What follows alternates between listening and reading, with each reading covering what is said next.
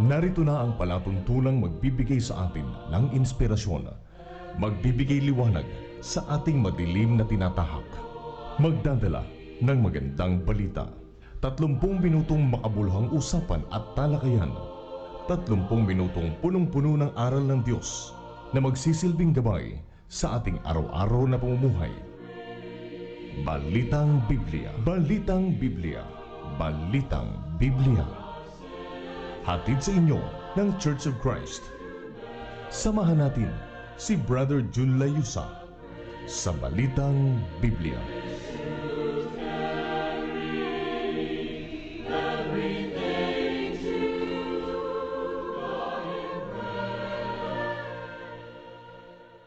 Isa na naman po magandang hapon sa lahat po na ating po mga tagapakinig, taga-subaybay, taga-panood, at sa lahat po na naabot ang ating programa sa buong mundo at sa buong lugar po ng Camarines Norte. Sa lahat ng mga naabot ng ating pong signal, no, sa mga kabundukan, sa mga nayon at sa lahat po ng bayan. Maraming pong salamat at magandang hapon po sa inyo lahat. Ano, at samahan niyo po kami, 30 minutes lamang po ito ng pagsasimpapawid namin at siya nawa na mabibiyaan tayo ng Panginoon ng kanyang purong salita ayon po sa Biblia. Kaya nga pala ay nakatune in sa DWEN FM, 100.5 FM at ito po ang programa ng Church of Christ, ang Balitang Biblia. Ako po si Brother June, ang inyong lingkod, at kasama ko sa paglilingkod na ito ang ating mga kapatid. Ako po si Brother Sammy Velasco. Ako naman po si Brother Jason Agbuya. Magandang hapon sa inyo mga kapatid. Magandang hapon din po. Brad Sam, pray po muna tayo bago tayo mag-start. Please. Sige po mga kaibigan at mga kapatid, samahan niyo po kami sa maikling panalangin. Ama naming kapuri-puri sa lahat, ikaw na pinakapagkapangyarihang Diyos na walang katulad. Salamat po Ama sa oras ito at sa buhay na ito na pinagkaloob sa amin ng Diyos. At sa oras ito Ama ng aming pagpapahayag ng inyong mga banal na salita, humingi po kami Ama ng karunungang sapat upang ikaw lamang po Diyos ang aming may taas at hindi ang aming mga sariling kalooban. Dalangin din namin Ama sa mga suki namin at ang himpilang ito na patuloy na nag-aabang at nakikinig ng inyong mga banal na salita. Dalangin namin ng Diyos na patuloy nilang padaluyin o Diyos ang inyong mga banal na salita. At salamat din po Ama sa mga kaibigan namin na sumusuporta at nagko-comment para sa lahat ng mga pinag-uusapan namin dito Diyos. Kaya nga po nagpapasalamat kami sa iyo Ama na ikaw ay siya nabibigay ng mga pagpapala at biyaya sa bawat isa sa amin ng Diyos. Muli Ama, hinihiling namin sa iyo na ikaw ang manguna sa amin sa oras ito at ikaw po Diyos ang aming mapaglingkuran sa oras ito. Salamat din po Ama sa impilang ito na siyang patuloy mong ginagamit na siyang nagiging daluyan ng inyong mga banal na salita. Kaya nga hinihiling namin sa iyo Ama na ikaw na po ang Diyos ang bahala magpala sa kanila ng mga pagpapalang pagpasikal at pang-espiritual man.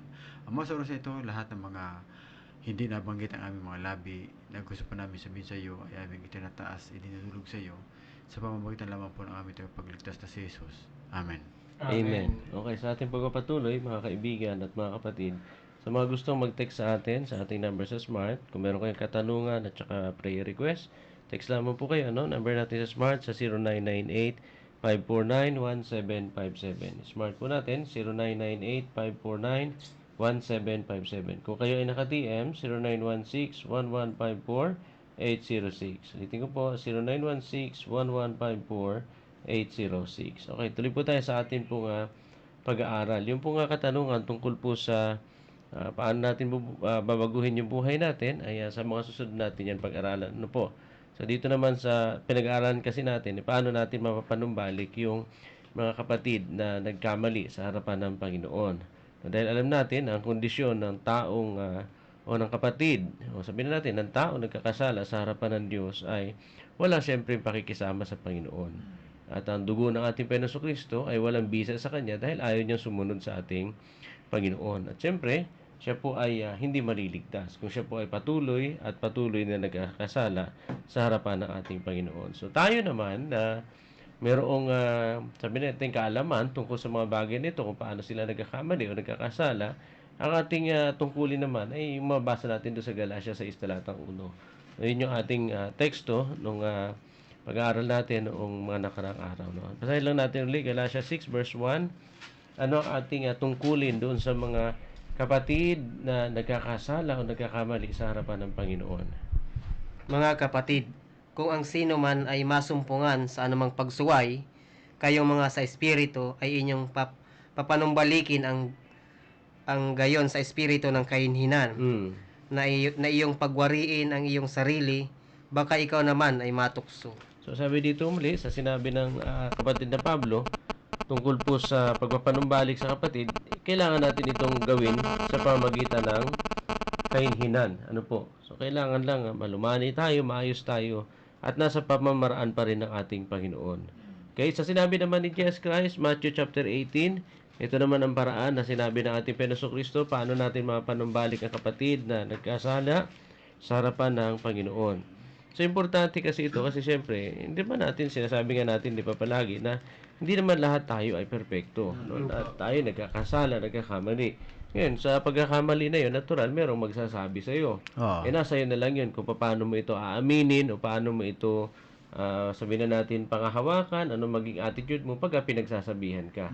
Pero, siyempre, meron pong paraan si Jesus Christ kapag merong nagkakasala sa iyo. Ano po? Matthew chapter 18, umpisa natin kapatid na sa 15 hanggang sa patuloy. At kung magkasala laban sa iyo ang kapatid mo, pumaroon ka at ipakilala mo sa kanya ang kaniyang kasalanan na ikaw at siya mag-isa. Kung ikaw ay pakinggan niya, ay nagawagi ka sa iyong kapatid. Tatapat kung hindi ka niya pakinggan, ay magsama ka pa ng isa o dalawa, upang sa bibig ng dalawang saksi o tatlo ay mapagtibay ang bawat salita. At kung ayaw niyang pakinggan sila, ay sabihin mo sa iglesia. Yun. At kung ayaw rin niyang pakinggan ang iglesia, ay ipalagay mo siyang tulad sa intel at maniningil ng buwis. Okay, so dito sinabi ni Jesus, ano yung paraan? Kapag mayroon nagkasala sa iyo, kung kapatid nun nagkasala sa iyo, sabihin mo sa kanya yung pagkakamali niya. Yun nga, yung sinasabi nga natin sa inyo, ano po, yung mga pinag-aaral natin at saka sa katotohanan na rin ng buhay, pag ang isang tao nagkamali sa iyong harapan, tapos pinagsabihan mo, sagutan yan. Siguradong away patani yan. And of course, kung hindi rin magiging maganda yung approach mo sa kanya, natural talaga, gatong pa yun. No? Hanggang sa kayo ay mag-away talaga. Kaya sabi ni kapatid na Pablo sa binasa natin kapatid na Jason, ingatan mo rin yung sarili mo. Kasi doon sa pagsasaway mo, baka ikaw naman ang matukso. Baka ikaw naman ang mahalubiluhan. Natural, ano po. Pero yun nga ang tungkulin natin. Kapag mayroong nagkakamali, sabihin natin yung pagkakamali niya. Ngayon, pagka nasabi natin yung kanyang pagkakamali, nasa kanya yung reaction. Kung pagka sabi nga nila naibigay mo na sa kanya yung bomba. No? Hindi niya pwedeng sabihin na hindi niya alam. So, may mga pagkakataon kasi na gano'n, na nakagawa tayo ng mali, and then parang sa atin, parang tama lang. No, hindi natin na-realize na meron din pala tayong nagagawa. O meron pala tayong nagiging mali. So, sabihin mo lang sa kanya. Ngayon, patas mo magpaliwanag at inamin niya, o di balik yung pagiging magkaibigan ninyo, balik yung pagiging magkapatid ninyo sa Panginoon. Pero kung hindi ka nga niya pakinggan, ayun na nga yung sinasabi ni Jesus Christ. Step 2. Pero yung step 1, ang paraan pala, sabihin mo sa kanya. Kaya lang, ang karamihan kasing ginagawa ng iba, doon sa step 1, sinasabi niya sa iba. Sa ibang tao. Sa ibang tao. Yan sabi ng Bible, sabihin mo sa kanya. No, pagka nagkamali siya, pupuntahan ko siya, sasabihin ko sa kanya. Kilala. Ano nga yung style ng iba? Sinasabi niya sa iba. Chismis. Chinichismis niya sa iba. So, imbis na, nagkasala sa akin, nagkasala si Brad Jason, sasabihin ko kay Brad Sam. Malalaman na lang ni Brad Jason kay Brad Sam. Hindi pala ganon. Dapat pala kung sino yung nagkamali. No, sabihin mo sa kanya. Direkta. Yan yung katwiran ng Panginoon. Oo. Pero minsan sa tao, Brad, kung sino yung nagkasala, sinasabi nila, hindi, yan Oo yung nga, no? nagkasala. Hindi siya ang pumunta sa akin. Totoo yung kapatid na sama, no? Sa iba kasi, ganun ang kanilang prinsipyo. Kung sino yung nagkamali, yun ang lalapit. Oo. Abay, sa Panginoon pala, baliktad, ano? Baliktad. Ang sa Panginoon, kung sino yung tama, yun yung lalapit. Pupunta sa doon kamali. O sa nagkamali, para sabihin yung kanyang pagkakamali. Yun pala yung paraan ni Jesus Christ. And then yun nga, sabi nga ni Jesus, kung hindi kanya pakinggan, magsama ka ng isa. No, so dalawa na kayo. So hahanap ako ng isa pa. Dalawa na, una, di ba? Una, tapos pangalawang punta may kasama ka na. May testigo na. Ngayon, kung ayaw pa rin niya makinig doon, sabihin mo na siya sa iglesia. So ito yung preparation ni Jesus Christ. Nakita natin, wala pang iglesia sa panahon na ito. Pero hindi pa siya namamatay, inililibing at muling nabuhay, pero nabanggit niya na iglesia. Kasi yun talaga ang mangyayari. So ganun po yung paraan ng ating Panginoon. So kaya kung nagkasala yung kapatid natin sa atin, kailangan natin siyang pagsabihan. Kailangan nating sabihin sa kanya kung ano yung kanyang mga nagawang pagkakamali. And of course, doon sa pagsasabi na yun, kasama doon yung warning at saka yung panalangin. Natural, ang pinakamagandang paraan kasi, ito ba experience din ha? Ah,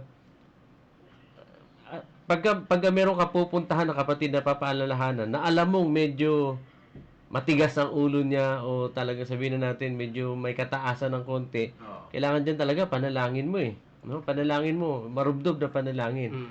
O pagkatapos, wag kang pupunta nang hindi na nalangin ha. Talagang yun naman talagang paraan eh, di ba? Putting God first in everything you do eh. So kung dadalaw ka sa isang kapatid, kailangan ipanalangin mo siya sa Panginoon. So ano man yung maging resulta noon, ano man yung maging kalalabasan noon, ay panalangin mo siya sa Diyos. Pero dapat yung puso natin ay mabuti.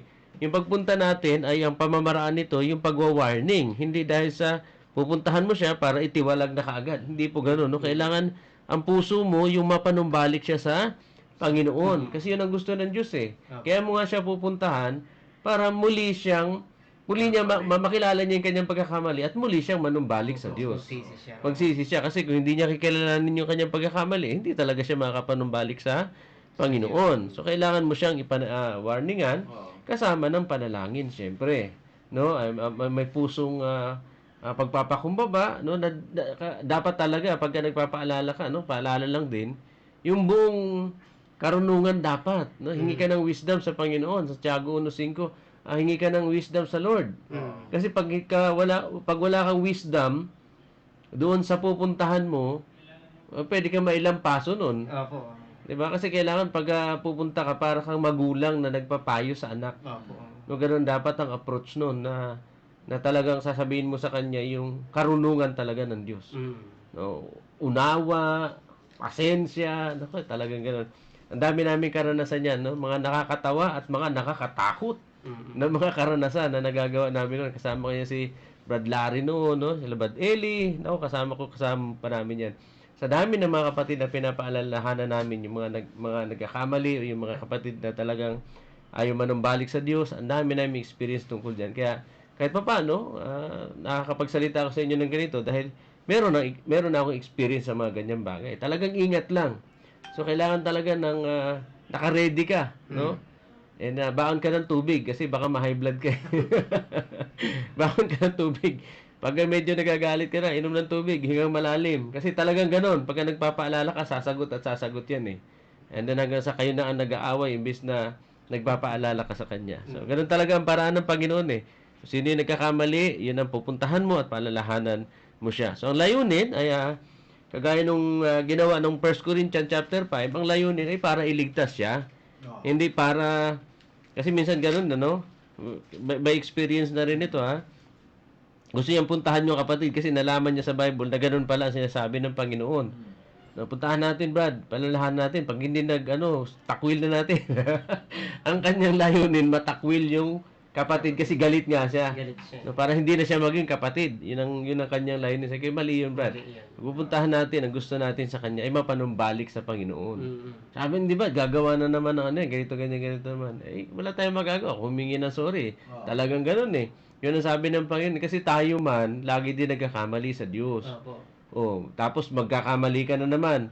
Patatawarin ka na naman Diyos. Magkakamali ka na naman. Patatawarin ka naman ng Diyos. Sa kapwa mo, gusto mo, pagka nagkamali, takwil mo na. Automatic. Pagka magsisisi, parang ayaw mo eh. Di ba si Jonas ganun din nangyari? Nung pinapunta siya ng Diyos doon sa Nineveh, sabi, preach mo yung lugar na yun. Ikaaway nila yun. Yan nung pinatawad ng Diyos yung mga taga Nineveh, nagalit siya eh. Ba't mo matatawarin yan mga yan? Yung mga masasamang tao yan. Yung mga masasamang tao na yun, nag-ayuno yun, di ba? Magmula sa hari hanggang sa hayop. Nag-ayuno yun nung malaman nila na sila makasalanan sa harapan ng Diyos. So minsan, ganoon din. Pagka nagpapaalala tayo, minsan andun kagad yung pre-judgment. No? Bago pa natin punta, nandun kagad yung hatol natin. Naku, hindi magsisisi yan. Matigas ang ulo niyan. Naku, ganito, ganyan yan. Huwag muna. Kailangan sabihan mo muna siya. No? Pagka nasabihan mo na, tsaka ka palang mag-conclude. Pero hindi pwedeng ang layunin mo ay palaging magiging masama sa pagpunta sa kanya. Example nga kapatid na Jason, diyan sa 1 Corinthians chapter 5, verse nabasa na natin ito noong nakarang araw. Umpisahan mo lang, no? Verse 1. Ano ang kasalanan niya?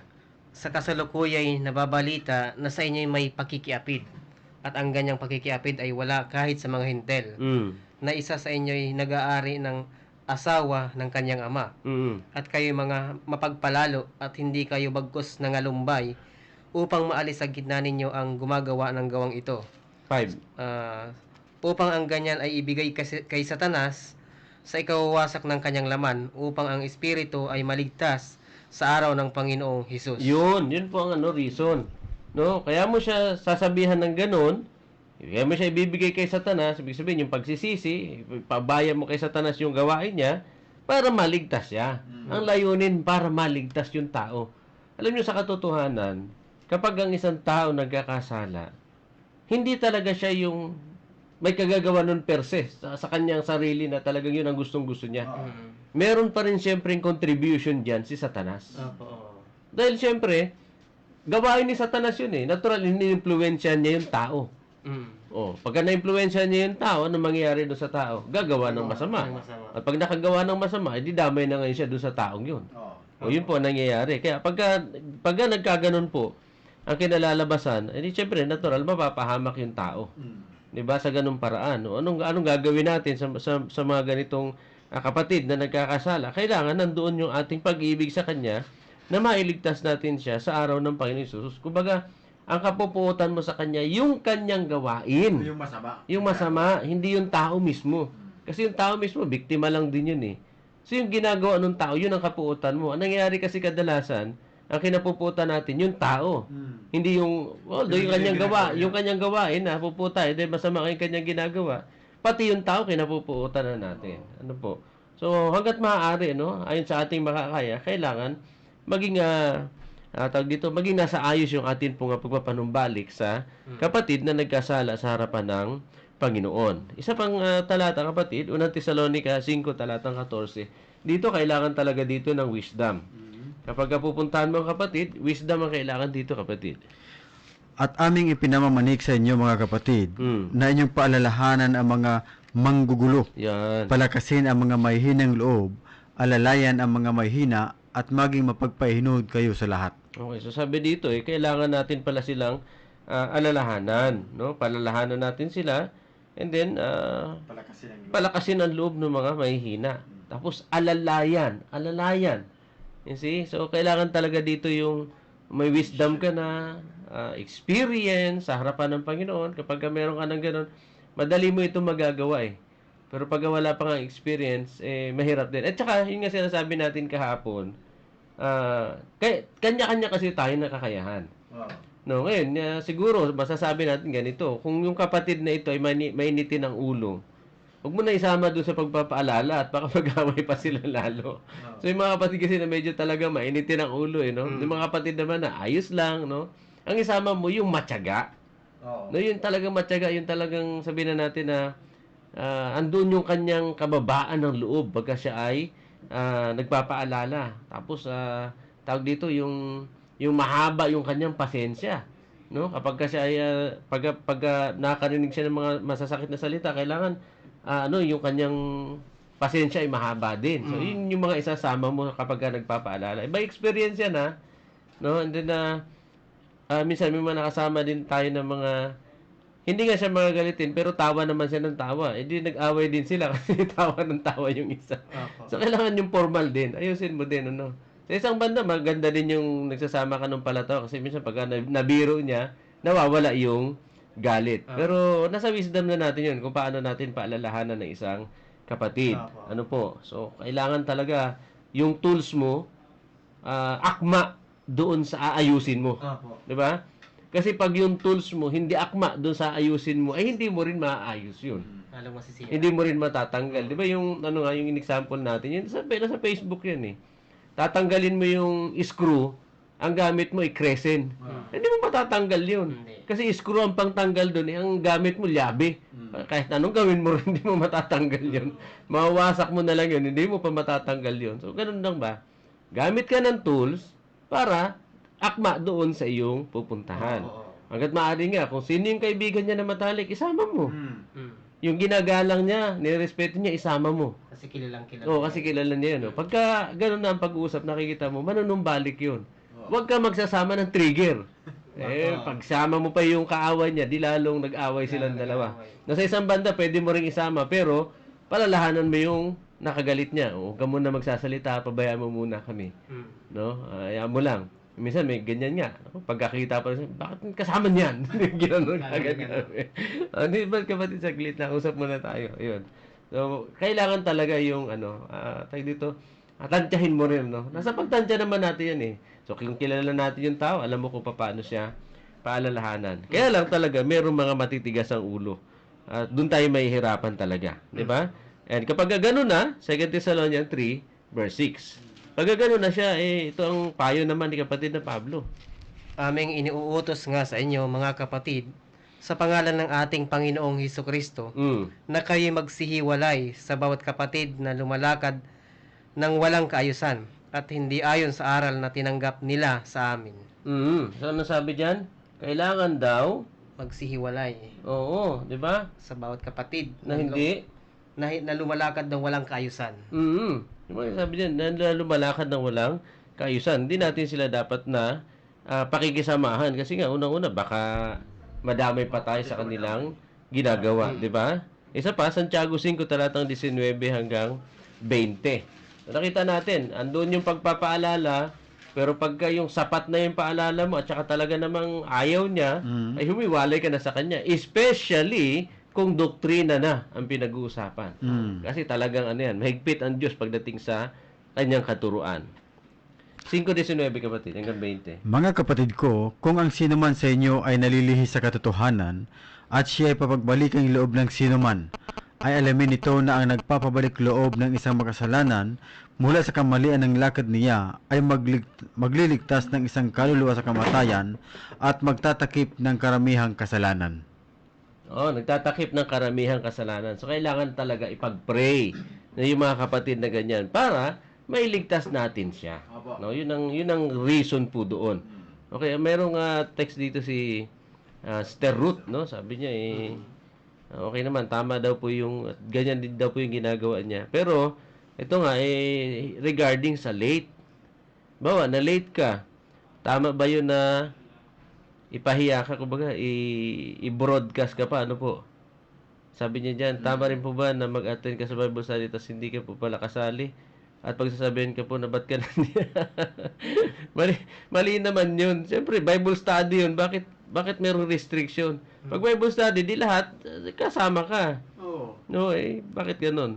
Nag-iimbita pa nga tayo ng mga mag-attend Sabi niya dito kasi, mag-attend ka ng Bible study, tapos hindi ka pala kasali. Pagsasabihin ka, ba't ka... Maliban kung meeting ito. Kung meeting ito ng mga o hindi, at kahit nasabi ng paulit-ulit na darating ka sa oras ng pagtitipon, kailangan talaga yun na dumalo tayo sa mga Bible study. Yung announcement naman tungkol sa late, ay ang ginagawa po ng iba dyan ganito. Nagwa-warning yung preacher. O mga kapatid, wag po kayong malilate ha. Yung malilate po sa susunod na linggo, ay i-announce natin dito yung mga late. O, pagka pumayag yung buong kongregasyon, gagawin nila yun. Pero pag hindi pumayag, huwag niyong gagawin. Depende sa napag-usapan. Oo, depende sa napag-usapan po ninyo. So may mga ganyan. Yung iba nga, pinatatayo pa eh. No, pagkatas absent yung isang kapatid no nakaraan linggo. Tayo po kayo, tayo. Nagpapaliwanag. Bakit po kayo absent no nakaraan? Depende yan sa kongregasyon kung ano yung pag-uusapan nila. No? So labas tayo doon sa ganung paraan. And kung ang paraan naman niya ay pamamahiya, medyo may mali din yun. Di sabihan mo siya, di ba? Ayan, mabuti yan. Kung mahaba ang iyong pasensya, tama yan. Salamat sa Panginoon at binigyan ka ng pasensya. Kung ganyan ang iyong kakayahan, kapatid, pwede kang isama sa mga pagpapaalala. No, na mahaba ang iyong pasensya. Pero kung short circuit ka, naku, hindi ka pwede isama. Alright, tuloy natin. So, sa ating pagtatapos, so, yun ang kailangan natin ito. Mayroon din pala tayong tungkulin sa mga nagkakamali. Huwag natin silang pababayaan. Sabi nga doon, kailangan natin silang paalalahanan na kailangan wariin din natin ang ating sarili. At saka yun dyan sa 2 Thessalonians kapatid, sa 3 verse 6 yung binasa natin. Sa 15 kapatid, 15. 2 Thessalonica Sa 15. 3 verse 15. Verse 15. Ano ang dapat na maging turing mo sa kanya kapag nagpapaalala ka? At gayon may huwag ninyong ariin siyang kaaway, Yon. kundi inyo siyang paalalahanan tulad sa kapatid. Yan. So pagka nagpapaalala tayo sa kapatid na nagkakasala, ito na nga sabi, huwag mo siyang ariin na parang kaaway, kundi kapatid pa rin sa Panginoon, 'di ba? Brother mo siya eh. Sabi nga nung kanta, he ain't a heavy because he's my brother. No, kanta 'yun eh. Hindi siya mabigat kasi kapatid ko siya. Pero pagkakaaway ang turing mo sa kanya, naku, mabigat talaga yan. Pasanin yan. Di ba? Isa pa, kay Jesus Christ, sabi ni Jesus Christ, sa John chapter 15, no? Gagawin mo yan dahil sa pag-ibig eh. John 15 verse 12 kapatid.